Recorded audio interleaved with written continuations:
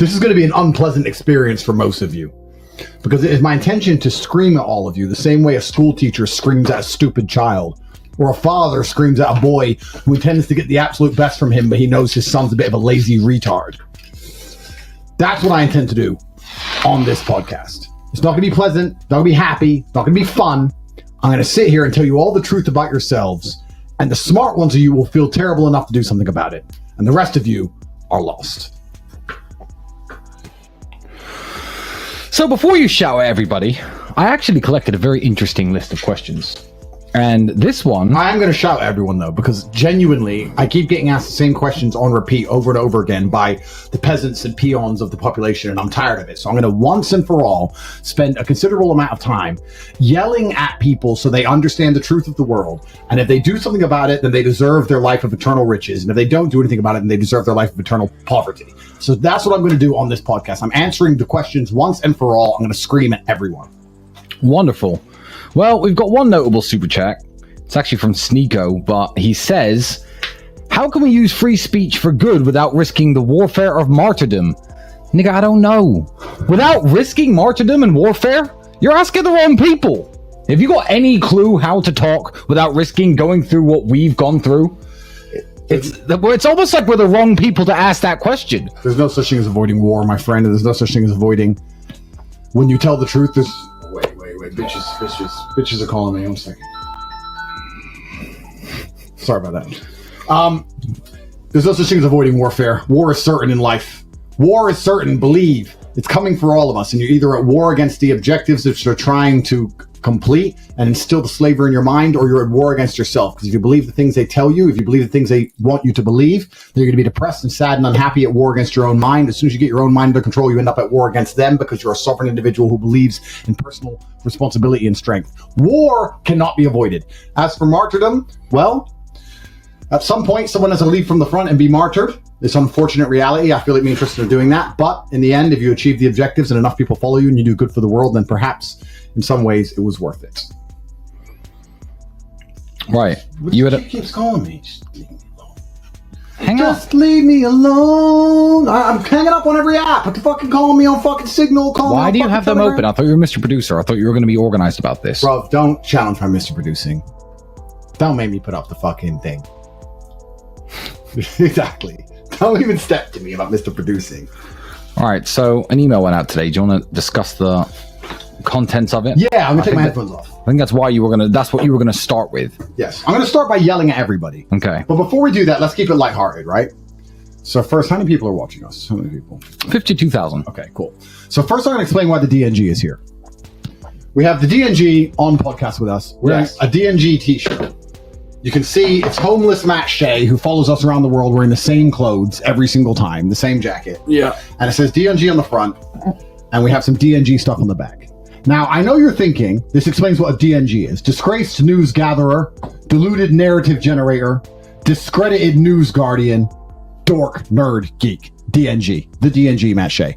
Now, I know you're sitting here going, well, who's going to buy that? Who wants to wear a t-shirt saying they're a DNG? But you don't understand the brilliance of it. The point of the DNG t-shirt is that you buy it for somebody else who is a DNG first. And secondly, every single time, get rid of Matt. Fuck you, man. His arms fell off anyway. Piss off with your documentary. Matt Let's do another documentary. Nobody cares, Matt. He has no hands, and I think his arms falling off has just told the whole world that he has no hands. No hands.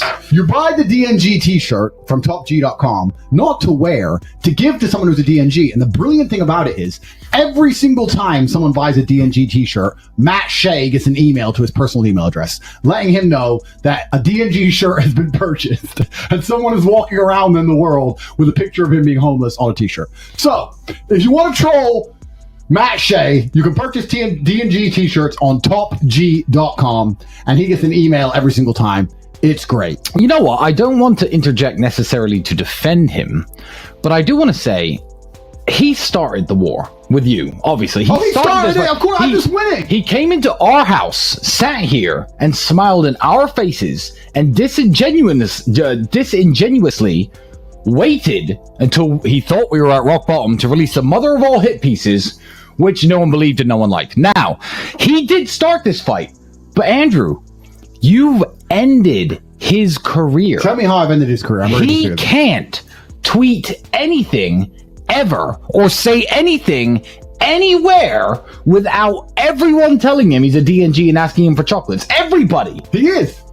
He is a DNG. No, I know, but Andrew, he's right now, apparently, because we've seen him obviously at our house begging for interviews and like at court begging for our attention, wearing the same old clothes. He's obviously working on some new film piece, and he thinks, oh, finally, I'm going to get Andrew Tate back with my new hit piece full of lies. But when he releases it, everyone's just going to call him a DNG and ask him for chocolates. Are you telling me he's wasted the last 6 months of his life, the last money in his savings account, flying around the world, putting together some bullshit documentary for everyone to ignore and call him a DNG because I left him outside my gate? After 48 hours of everyone calling him a DNG and asking for chocolates, he's going to go back into being irrelevant. Obscurity forever.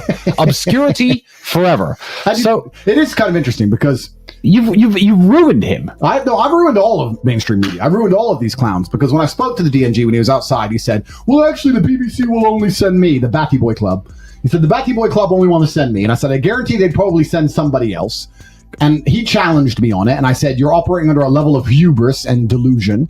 So I allowed Lucy to come, who I had to destroy. My best friend Lucy, who also spends her life following me around, my number one fan. These people are my number one fans. I can't go anywhere without them being there. Hi, Andrew. Can I have some attention?